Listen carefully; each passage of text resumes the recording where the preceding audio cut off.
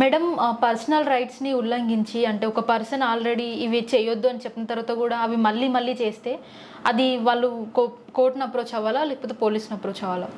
ఇప్పుడు ఈ personality rights ఉన్నాయి.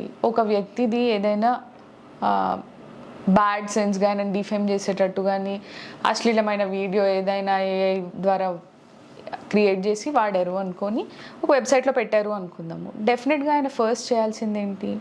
సైబర్ క్రైమ్ పోలీస్ని అప్రోచ్ అవ్వాలి, ట్రాక్ డౌన్ చేయాలి. ఆ ఐపీ అడ్రస్ ఎవరిది, ఎవరు ఆ వ్యక్తి అనేది డెఫినెట్గా పోలీసు సైబర్ క్రైమ్ వాళ్ళు పట్టుకుంటారు.